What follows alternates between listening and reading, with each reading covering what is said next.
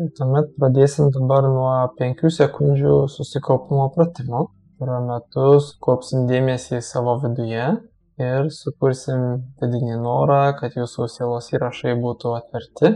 Kai jau būsit pasiruošę, prašom tą norą užtvirtinti balsu, ištariant žodžius, prašau atverti mano sielos įrašus.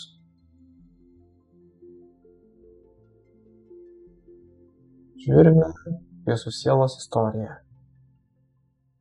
Siela yra šios visatos siela. Jos vystymasis prasideda prieš kelius šimtus milijonų metų. Iš tikrųjų, siela netgi yra mūsų galaktikos siela. Tai yra mūsų Paukščių tako galaktikos siela. Jos vystymasis prasideda Oriono žvaigždyne. Vystomasi yra iš elementinės karalystės, šiuo atveju iš Žemės elemento. Pradžioj tiesiog yra gyvenama kažkokioj planetoj, kuri yra Oriono žvaigždyne ir tiesiog yra esama tos planetos kolektyvinės Žemės sąmonės dalimi. Taip yra iš tikrųjų gyvenama kažkiek tai šimtų milijonų metų. Niekas to vietoj nesikeičia.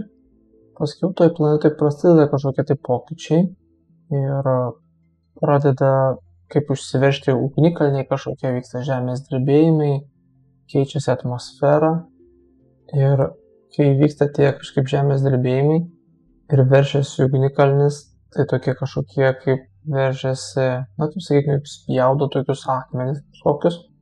Ir tai viena tokia skilusi žemės dalis tampa kaip jūsų viena individuali siela, kuri atsiskiria nuo to žemės elemento ir nukrenta kažkur tai tiesiog atskirai.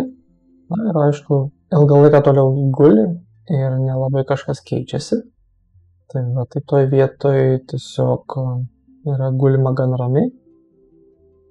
Po ilgo laiko pasikeitus atmosferai pradeda ten vystytis kažkokia tai gyvybė, kaip biologinė gyvybė. Atsiranda žaluma ir kažkokia tai kaip mikroorganizmai pradeda vystytis. Ir panašu, kad kažkas nusprendžia ten apgyvendinti kažkokius tai gyvūnus. Ir tai yra pagrindė kažkokie kaip žolėdžiai gyvūnai. Reiškia, jie maitinasi ten augančią žalumą. Ir tai vietoj jūsų tas akmuo, kur buvo, jisai yra kažkaip susijungęs su ta žaluma ir iš jo auga tokia kaip žolė ir kažkokie tie gyvūnai, kurie ten yra, sakykim, panašus kažkokiais stirnais, jie valgo tą žolę ir kai jie valgo tą žolę, vienas jų suvalgo žolę būtent nuo to akmens, iš kuris yra jūsų kaip individuali siela. Ir tokiu būdu jūsų siela pradeda susijungti su tuo gyvūnu ir pas jūs kažkaip buvo kažkoks sąmoningumas toj vietoj ir jūs užmezgėt ryšį su tuo gyvūnu, o tas gyvūnas jisai susilaukė palikuonių ir tiesiog buvo atgimta vienu iš tų gyvūnų. Ir tada kurį tai laiką buvo gyvenama irgi tarp tų žolėdžių gyvūnų kaip stirnų ir buvo valgoma žolė, tiesiog gyvenama savo paprastas gyvenimas. Ir vėlgi praėjo labai daug laiko, niekas nesikeitė, buvo tiesiog savo ramiai taip gyvenama. Tai šitoj vietoj tiesiog nebuvo jokių pokyčių iki vienos dienos, kai į tą planetą nepradėjo atvykti naujos būtybės. Ir šiuo atveju tai buvo kažkokios reptilinės būtybės, reptilinio pagrindo. Ir tos būtybės, jie tiesiog ieškojo kažkokių, kaip pavadinkime, medžiojimo plotų, kurie norėjo medžioti gyvūnus, ne tiek dėl maisto, kiek labiau gal pramogai. Ir toj vietoj jie pradėjo jūs medžiot, ir jums tai buvo labai netikėta, nes, jūs iš esmės niekad nebuvote nieko panašaus matę ir nežinojot, kaip reaguoti į tai.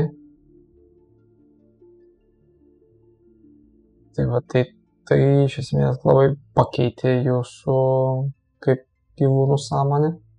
tai sukėlė traumą jūsų kolektyviniai sąmoniai. Ir taipogi jūsų individuali siela irgi buvo to paveikta. Jis irgi susidūrė su to medžiojimu ir buvo sumedžiota kelis kartus. Ir tai pradėjo vystyti tokį sąmoningumą, kad atsirado noras suprasti, kodėl tai vyksta, kokia yra to prasmė ir iš esmės ką dėl to daryti. Tai šitoje vietoje tiesiog jūsų siela pradėjo ieškoti atsakymų.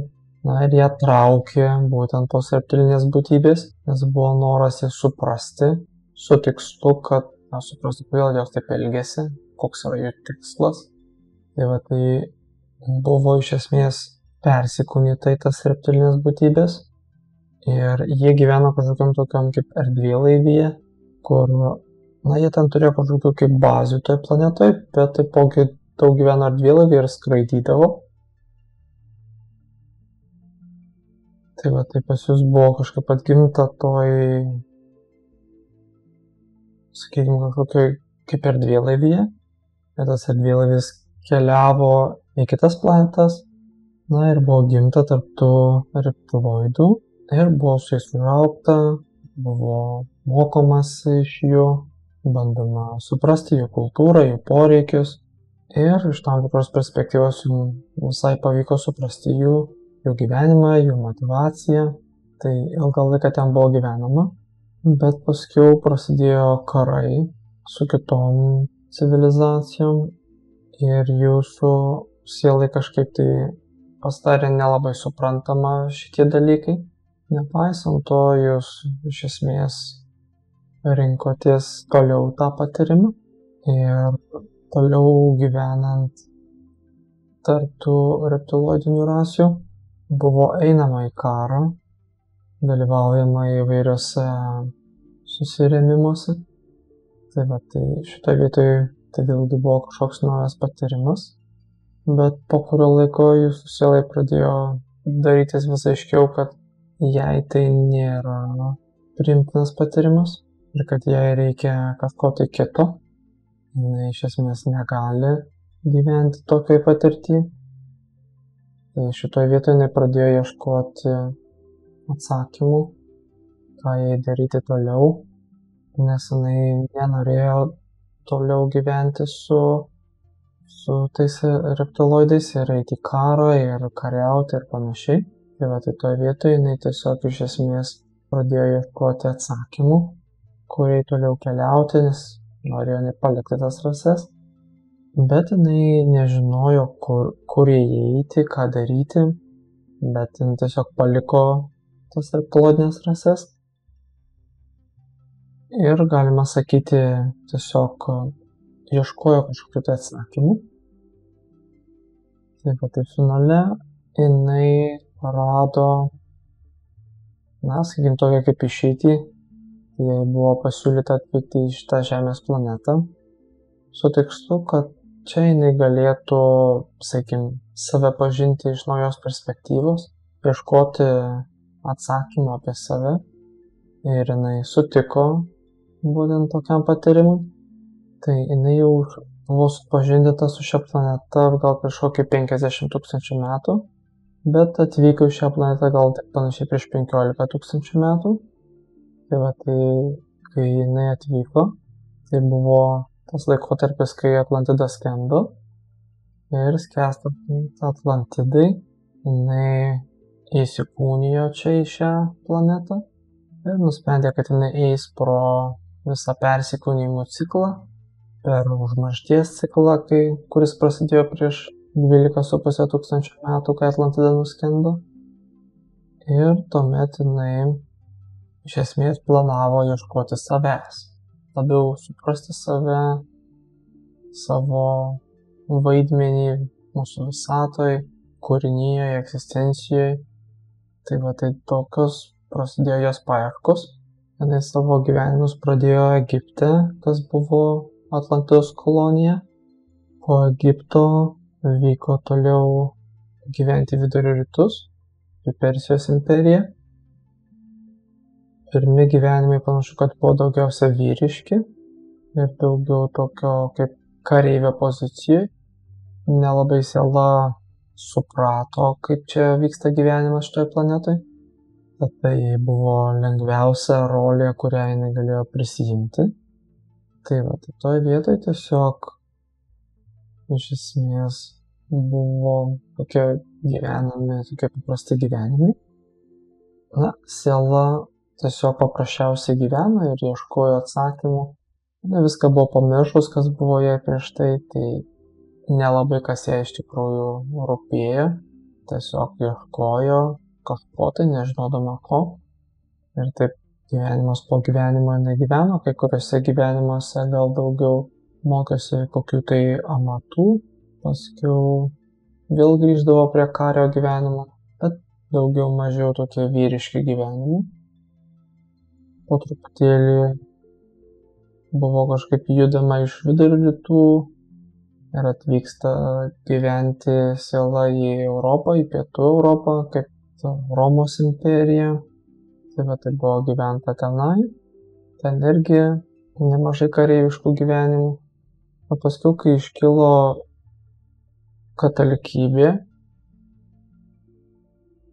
jūsų siela susidomėjo to judėjimu, galvojo, kad gal čia yra kažkokia didelė prasmė tame judėjime, tai prisidėjo prie jo ir nusprendė ieškoti Dievo, tai ėjo gyventi vienuolynus kurį tą laiką.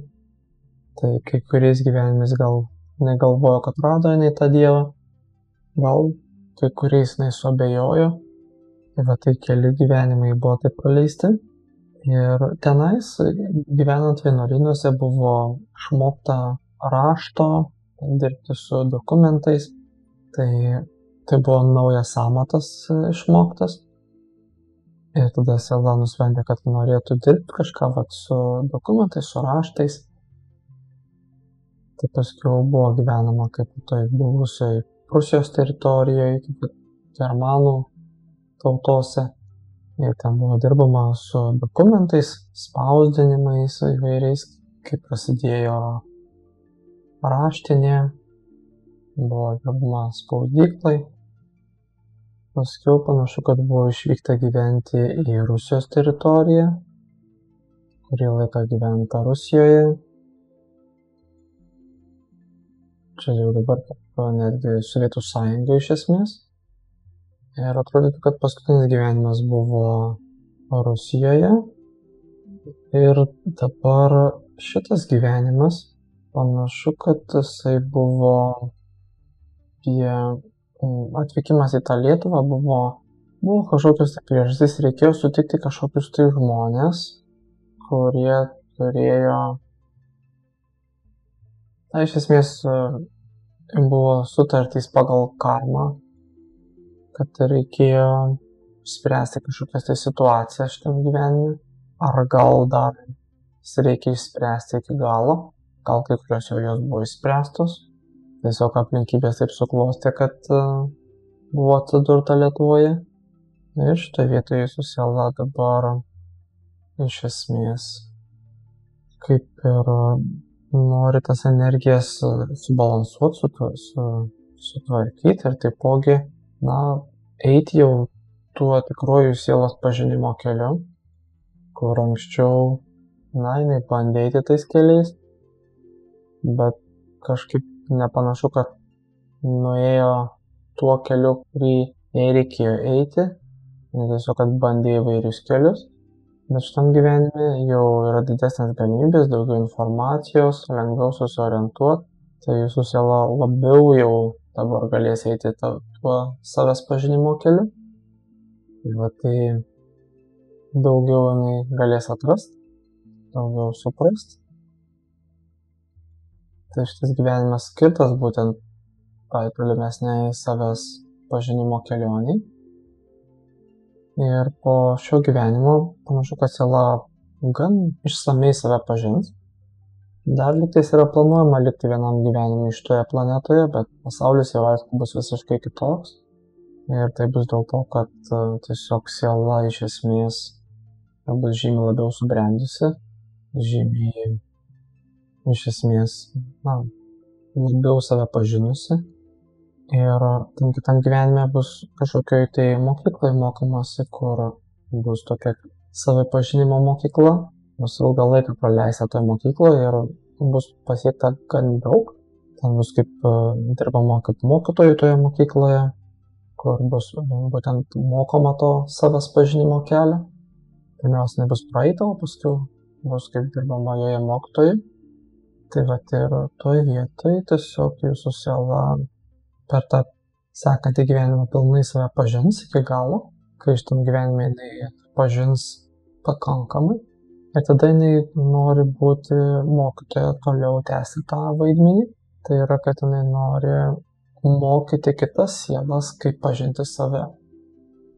Ir jinai paliks šią planetą ir planuoja grįžti atgal į Orioną. Ir ten Oriono žvaigždynė jinai nori tokio kaip, pavadinkim tai kaip pradėti tokius mokymus, kur jinai padės sielom pažinti save, suprasti savo kelią, savo tikslą ir, iš esmės eiti į savo potencialą, siekti savo potencialo kaip sielai. Tai toje vietoje taip gaunasi, kad tai bus tokia jos ateitis. Tai jinai tęs kažkiek tai tūkstančių metų būtent tokią veiklą.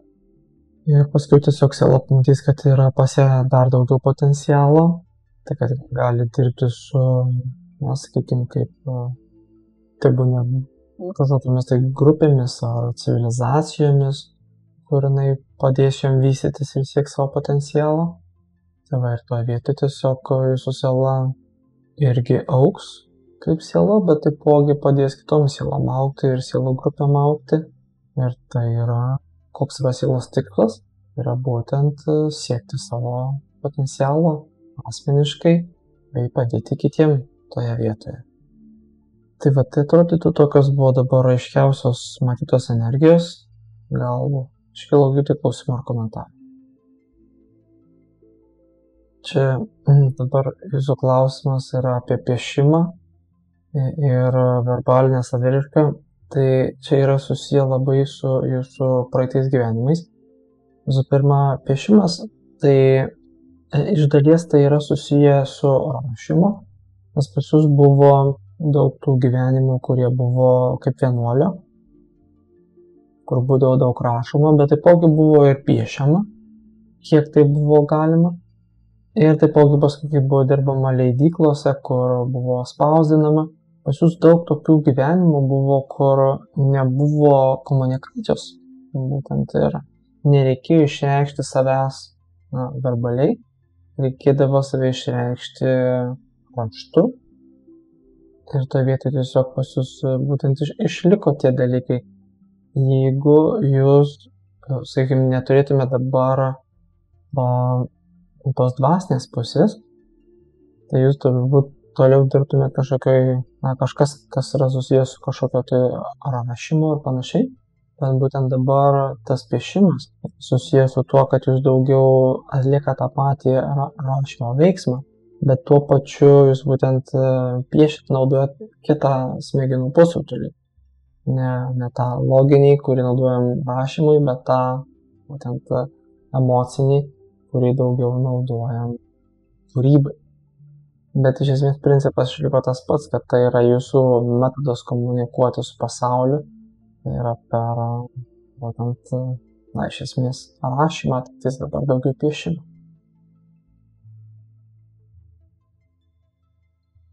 Bet taip jau gaunasi pas jūs, nes jūs tiesiog per daug gyvenimų netreniravot būtent to vadinamo komunikacijos meno.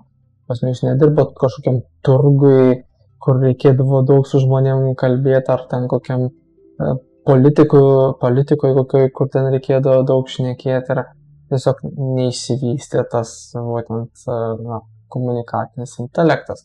Daugiau pas jūs buvo toksai, kad jūs dirbot su savim, gilinotės į kažkokią tai veiklą ir tiesiog neįsivystė tas talentas, tai dabar tiesiog per šį gyvenimą kompensuosit truputėlį tą įnešant sąmoningumo, o anksčiau tiesiog pas jūs nebuvo noro tam ir tiesiog nesigavo ir būtent ta patirtis toje vietoje.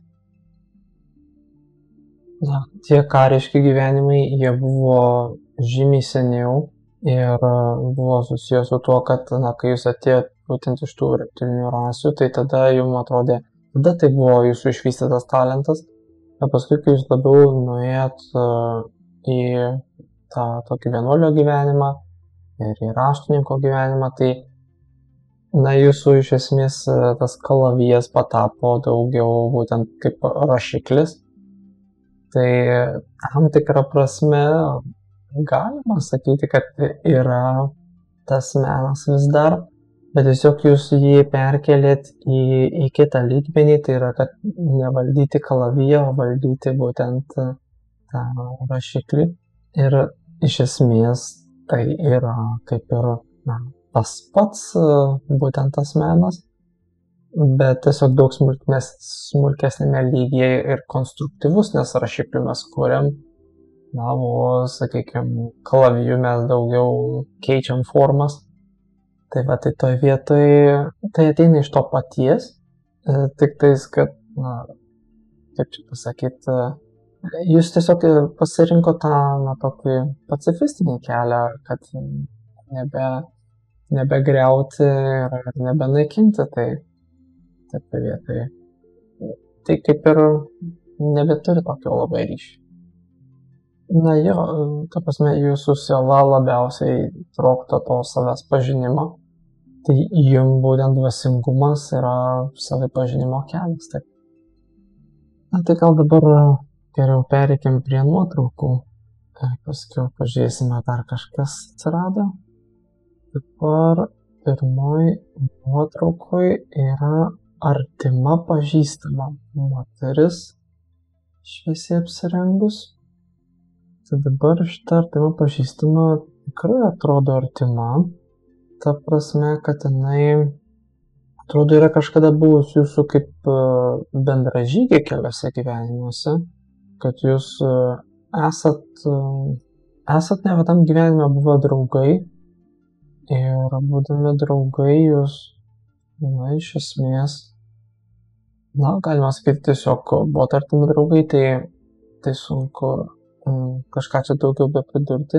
Tiesiog, kad jums buvo panašus gyvenimo kelias ir tiesiog šitam gyvenime jūs toliau susitikot, bet iš vienam gyvenime esat buvo kartu kaip kariai, bet taipogi paskiau kitame gyvenime galbūt kažkas irgi buvo susiję kaip su tuo vienuolynu. Jūsų gal vaidmenys buvo skirtingi, bet jūs bent jau buvot vienuolis, o jinai buvo gal kažkas tai kitas. Bet tai vėlgi buvo susiję ir šitam gyvenime jūs vėl susitikot. Jums iš tikrųjų yra pakeliui, būtent jūsų gyvenimo linijos eina paraleliai ir jūsų patyrimai yra kažkokie paralelūs ir jums daug kas sutampa gyvenime. Tai toje vietoje ir ta pažintis tokia neišvengiama gaunasi. Tai va, tai šitoje vietoje taip ir gaunasi, kad būtent jums kažkaip likimas sudėlioja būtent, kad jums reikia susitikti ir jūs susitinkat, apsikeičiat patirtim, kaip jūs ten tą vertinat, kas iš ko mokosi, tai jau čia kiekvieno perspektyvos klausimas, bet jums yra skirta susitikti ir jūs iš esmės kartu viens iš kito mokotės. Tai va, tai toje vietoje taip gaunasi, kad toks jau jūsų likimas šitoje vietoje. Jums taip jau neišvengiamai gaunasi susitikti. Tikėtina, kad tie susitikimai vis tęsis. Kurį tai laiką, tai tikrai. Dabar yra miręs tėvas. Tėvas panašu, kad su juo yra kažkoks bent jau vienas gyvenimas buvęs. Jis yra buvęs kažkoks už jūs atsakingas asmuo. Panašu, kad tai greičiausiai buvo kažkoksai armijoje gyvenimas vienas. Kaip kareiviai, visi buvo už jūs atsakingas kažkoksai kaip, na, padalinio kažkoks vadovas ar pulkininkas ar kaip tai nevadinasi. Tai va, tai jis už jūs buvo atsakingas vieną kartą. Ir panašu, kad tai vienintelis atrodo matomas ryšys. Ir iš to karto jis kažkaip jūs pamatė ir jūs, sakykime, jam kažkaip, pavadinkim tai, kad patikot ir kai šitam gyvenime buvo reiškia, galimybė rinktis tėvus. Jūs jį pasirinkot, nes jis jums buvo pažįstamas, bet nebuvo labai didelės esmės, kad jisai būtų jūsų gyvenime, tiesiog tas susitikimas buvo paremtas tuo, kad tai kažkoks pažįstamas ir tebūnie geriau kažkoks pažįstamas negu nepažįstamas. Nebuvo didelė esmė. Dabar yra mama. Su mama, tai atrodo, yra senesnis ryšys. Atrodo, kad jinai keli gyvenimai su ja buvo kartu. Vienas iš jų tai tikrai buvo kažkas Oriono žvaigždyne. Jinai buvo jūsų kažkokia pažįstama. Galbūt jinai tada irgi buvo jūsų mama. Ir taipogi atrodo, kad šitam pasauliui, mūsų planetoje irgi kažkada jinai yra buvusi jūsų mama. Jinai kelis kartus yra buvusi jūsų mama. Tai suprantama greičiausiai, kad čia buvo Lietuvoje gimta dėl to, kad su jie buvo kažkokia sutartis. Jinai kažkodėl skaito, kad jinai yra jūsų kažkokia tai kaip globėja. Atrodytų, kad jinai greičiausiai buvo Orione, kai buvo gyvenama tarp reptilijų, kai buvo pirmas įsikūnimas Orione, jinai buvo pirma jūsų mama. Ir kažkaip nuo to laiko išliko tas tarpusavio ryšys. Ir būtent karts nuo karto jisai kartojasi. Tai jums yra kažkoks būtent ryšys toje vietoje ir jinai panašu yra pagrindinė priežastis, kodėl dabar čia buvo gimta. Tai dėl to, kad kažkodėl jūs palaiko tą ryšį diskutuotina, ar tas ryšys tikrai yra reikalingas, bet jūs tiesiog, iš kažkokių tai, pavadinkim, nostalgiškų energijų palaiko tą ryšį ir tiesiog tęsat būtent tai, nors kaip ir tai nėra labai būtina, bet tiesiog tai dar yra, nes jūs nepasiruošėt kaip siela, sakykim, eiti tolyn ir kažko tai kitoje, vis grįžtat į tą seną energiją. Dabar draugė, su kuria einat į poros santykius. Tarp šitos jūsų draugės ir jūsų buvusio tėčio nematom mes ryšio jokio, bet galbūt jinai kažkaip simboliškai gali jums pamėginti kompensuoti, sakykime, tas energijas, kur jūs netekot, kadangi tėčio nebėra, bet šiaip šita draugė, jinai turi kažkokių nežemiškų irgi ištakų ir jinai turi dvasinio potencialo ir jai irgi reikia eiti tuo save pažinimo keliu, jai reikia save pažinti ir atrasti. Tai pas jūs natūraliai galėtų gauti santykiai dėl to, kad kaip jūsų siela ieško to, sakykime, savęs pažinimo, jie nori save pažinti ir jai reikia irgi to save pažinimo ir jums gan gerai gautųsi, jeigu jūs kartu eitumėt tuo save pažinimo keliu ir pažintumėt save ir pažintumėt vienas kitą ir kartu atrastumėt daug būtent tų dvasingų dalykų ir dvasinių įžvalgų savyje ir vienas kitame, tai jums tiesiog taip gaunasi, kad jūs praktiškai gautumėtės kaip bendra klasė, tai yra, kad jūs panašiai domitės dalykais ir to vietoj gaunasi, kad panašiai galite atrasti dalykus, nes esat panašiame, sakykime, lygyje, bet vienas tiesiog vienur kažkur yra labiau, gal turi išsivystymą, kitas kitur, kaip natūraliai skirtingos asmenybės, bet nepaisant to, jums yra daug sutapimų, tai santykiams tai yra labai sveikas pagrindas dėl to, kad jūs kartu galite eiti po save pažinimo keliu, atrasti daugą ir jums būtų visai pakeliui, būtų visai sveikai būti kartu. Dabar buvusi draugė su dabar ta potencialia draugė. Ne, iš tikrųjų tai nesimato, kad bent jau šiuo momentu negalim identifikuoti, kad su ta potencialia draugė matytume, kad jūs buvot kažkada kartu, atrodytų, kad tai yra pirmas kartas, kai susitinkate. Bent jau dabar taip. Tai šita buvusi jūsų draugė, jinai, ir yra tokia sakykime, asmenybė, kuri turėjo savo, sakykime, tokį kaip vidinį vedlį, kuris jai daug dalykų parodė ir, sakykime, jinai augo iš to proceso, bet taipogi tas vedlys, sakykime, ir vedė kažkur tai kažkokias neaiškias energijas, kas galbūt, sakykime, buvo ir to vietoj nepakeliai už tai jums kartu. Tai buvo reikalingas etapas dėl to, kad jinai jums tikrai galėjo nemažai dalykų atskleisti, bet tai buvo dėl to, kad jinai turėjo tą vedlį. O dabar būtent, kadangi jūsų siela daugiau jau eina tuo savarankišku savipažinimo keliu, tai šita jūsų būsima draugė būtų daug tinkamesnė, nes jinai irgi galėtų labiau eiti tuo savipažinimo keliu ir būtų naujas etapas, būtent ne kad sekti kažkieno vedimu, o kad eiti savipažinimo keliu pačiam rasti dalykus. Tai tiesiog čia skirtingi etapai, kaip ta buvusi draugė, jinai tiesiog buvo kaip, sakykime, tebūnė jums vedlys, nes jinai turėjo savo vedlį, o dabar jūs nedaugiau savarankišku keliu. Ir ta nauja draugė būtų jums kaip irgi tokia partnerė tam savipažinimo kelyje. Čia įdomus komentaras, tai kad kaip ir bet kokia mokykla, senai kažkada tai baigėsi, bet, žinot, kai kurie žmonės yra tie vadinami amžini studentai ir kita vertus mes kartais sakom, kad gyvenimas yra nesibaigianti mokykla. Tai toj vietoje natūraliai gali gautis, kad galbūt jūs mokysitės kartu visą gyvenimą, o jeigu jūs išauksit būtent iš tų santykių, tai tada jau jūs išauksit iš tų santykių ir gal jūs išauksit iš to universiteto.